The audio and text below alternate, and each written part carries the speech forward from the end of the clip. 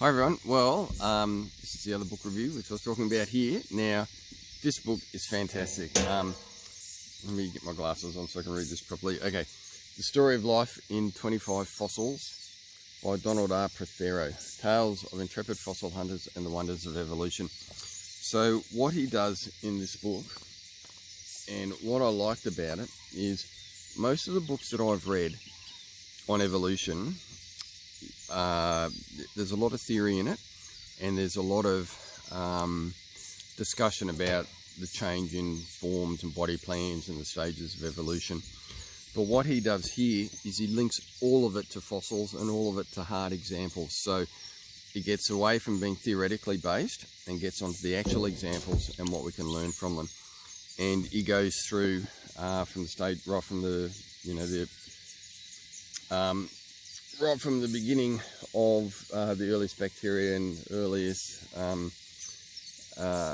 prokaryotic life, and then just goes right through the whole evolution of it. And it's just fantastic because, I mean, the illustrations and everything are good too, but at the end of each chapter, so with each section, he then he's got this see it for yourself, so where you can go and see these particular fossils, either in museums or I think actual locations as well, where you can see some of them. And it gets a little bit onto the history of how some of these are found, which is kind of interesting. I don't think he overdoes it. It's a bit of a problem, I think, with scientific writing to look at the sociology and the history of how it was found, as opposed to the science itself. And I mean, there is a place for that, because it is also a history of human thought and knowledge and how it developed. But I don't think he overdoes it too much. And so I learned something like Mary Anning, in the Jurassic Coast, I believe, in England. It's fascinating learning a whole lot more about her and her discoveries. Great story. I'm trying to find her picture here. Someone should make a, if they haven't, I think they may have, anyway, film about her. Can't find her picture. Anyway, here she is, there in the ichthyosaurs and plesiosaurs. So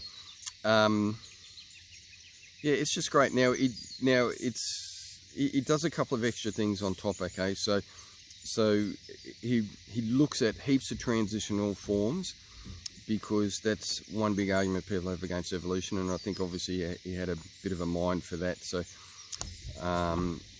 there are lots of different animals here where they look at transitional forms. So let me just find a good one here.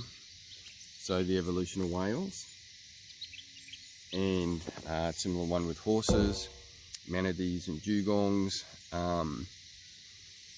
There's just heaps. And he's also pretty interested in popular culture, and so he goes through occasionally, but where it's appropriate to, and essentially debunks a few things that you see in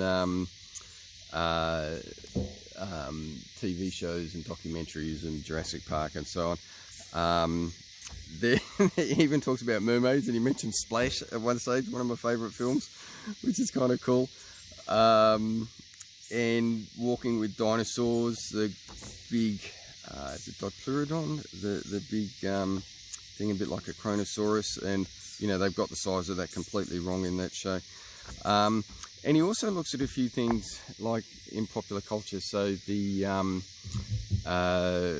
Loch Ness Monster, and he makes I was always hopeful there could be something there, but he makes a very, very convincing argument why it's entirely implausible.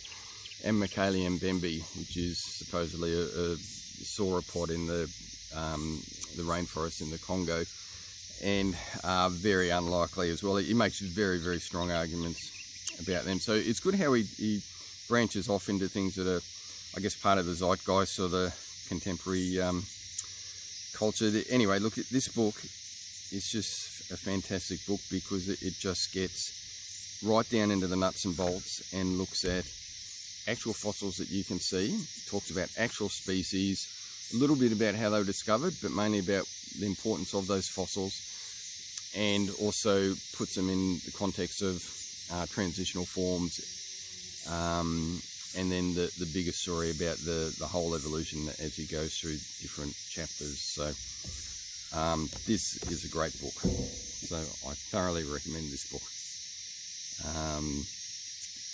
Yeah, I mean, if I could, I'd just read out the whole book to you. It's that good. But, yeah, it's just, I just really liked it. It ends looking at human evolution.